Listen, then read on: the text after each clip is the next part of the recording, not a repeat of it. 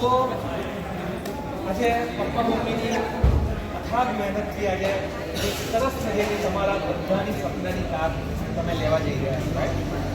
કેવું છે?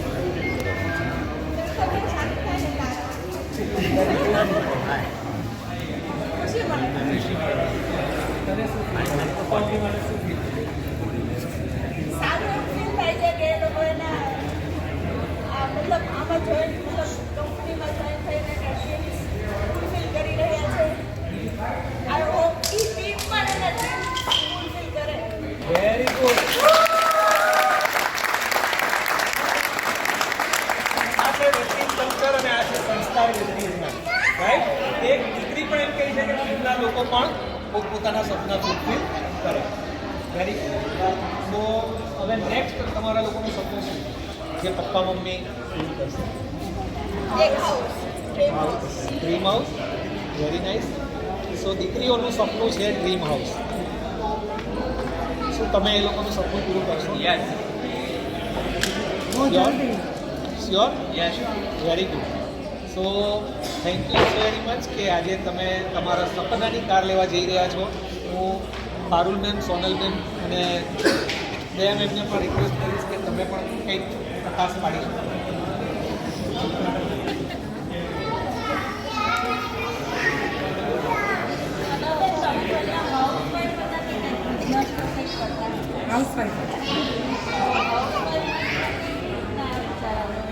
સોનલબેને બતાવ્યું તો તમને કઈ રીતના એ લાગ્યું કે ભાઈ મને આ વસ્તુમાં મારું ડ્રીમ ફૂલફિલ થાય?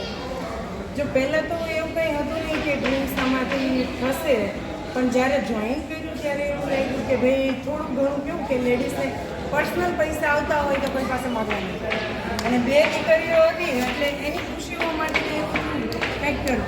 અને મેઇન સપોર્ટ મારી ધ્રુવીનો હતો. મને પપ્પા ના પાડતા હતા, ફેમિલી ના પાડતી હતી, પણ એ ધ્રુવીનું વિઝન હતું મમ્મી 4 દિવાલ વચ્ચે પૂરાય નહીં બહાર નીકળે. મેં કીધું આ લોકો કંઈ ના પાડે છે, મારાથી નહીં થાય. ભરોસો ઉપર તો નહીં હતો, પણ કેમ હાઉસવાઈફ હતી એટલે ભરોસો નહીં હતો, પણ એમને ભરોસો હતો કે બહાર નીકળીશ તો કંઈક થશે એમ. તો એમને હિંમત આવી અને શરૂઆત કરી તો કહેવાય ને કે ધીમે ધીમે સપનાઓ પૂરા થતા ગયા.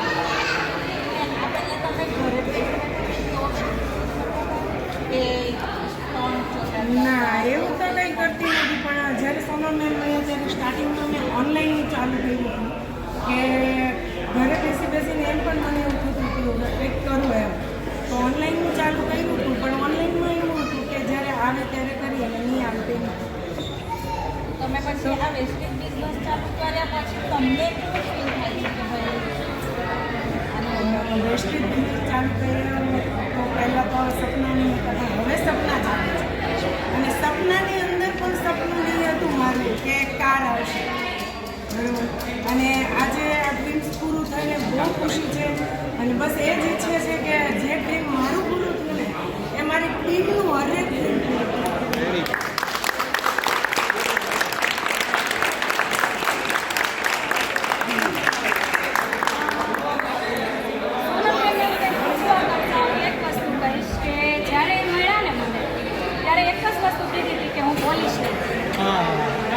બરાબર આ એમણે મને કીધું હતું તમે મને કામ બતાવો, બરાબર હું બોલીશ ને.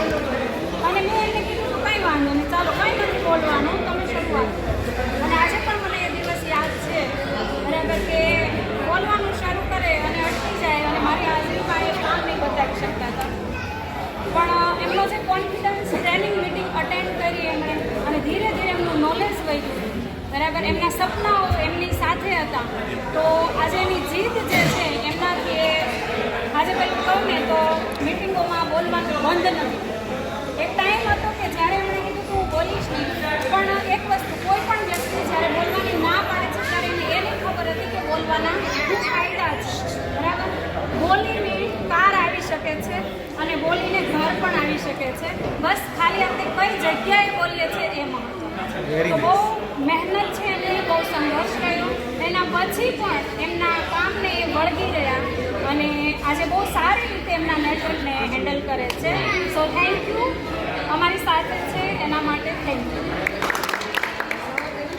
અમે લોકો એક જ એરિયામાં રહીએ છીએ ચીકુવાડીમાં અને જ્યારે તમે આ બિઝનેસ જોઈન કરો ત્યારે તમને એવું હતું ને કે ઘરમાં રોજ 4 દિવાલની વચ્ચે તો ત્યારે તમારી અંદર જે સ્કીલ હતી ઘરમાં રહેતા હતા અને અત્યારની તમારી જે skill છે, એમાં તમને શું ડિફરન્સ લાગે છે? બહુ જ બધો ડિફરન્ટ છે જે 4 દિવાલ વચ્ચે રહેતા હતા ને ત્યારે ઘરનું કામ જ કરતા હતા જે બહાર નીકળ્યા ને તો બધું ખબર પડી લોકો સાથે કઈ રીતે વાત કરવી લોકો સાથે કઈ રીતે રહેવું આપણે ખુદ કઈ રીતે રહી શકીએ છીએ બાકી ઘરનું કામ કરતા હતા તો કહેવાય ને કે ઓલું લેડીઝનું માથું વળવાનો પણ ટાઈમ નહીં મળે ટાઈમ 24 કલાક બધા જ પાસે હતો પણ ટાઈમનું મેનેજમેન્ટ નહીં હતું આજે મેનેજ કરી શકીએ છીએ ટાઈમ કાઢી શકીએ છીએ બધી જ વસ્તુમાંથી ટાઈમ પણ નીકળી જાય છે સ્કિલ બહુ બધી ડેવલપ અને તમારા ડ્રીમ હતા ઘરમાં હતા ત્યારે કોઈ નહીં કોઈ ડ્રીમ નહીં હતા એવું હતું હસબન્ડ અને આપણે ઘરનું કામ કરવું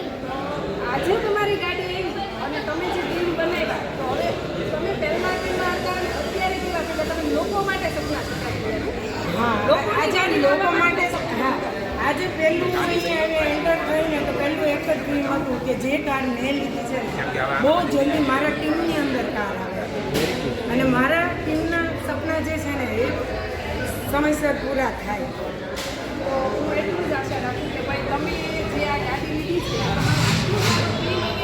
ફૂલફિલ છે તમે લોકોના ટીમ જોવો છો તો આ સ્કીલ આપણે અંદર સારામાં સારી ડેવલપ તો એના માટે ભાઈ થેન્ક યુ કે તમે લોકો વિશે આપણે વિચારતા હતા આટલો સરસ બિઝનેસ કર્યો છે અને આપણે જ્યારે ઘરમાં રહેતા હતા ને તો આપણે કોઈ ડ્રીમ હોય કોઈ સપના હોય આપણી કોઈ લાઈફસ્ટાઈલ હોય કે આપણી અંદર કોઈ જાતનું કહીએ ને કે આપણે જે લાઈફસ્ટાઈલ જીવી હોય ને એવા કોઈ સપના જ નહીં હતા અને એક હાઉસવાઈફ હતા ખાલી હાઉસવાઈફ બનીને રહી ગયા હતા કે ઘરનું જ કામ કરવાનું બચ્ચાઓને સંભાળવાના તો એ બધી જ વસ્તુ તમારી અંદર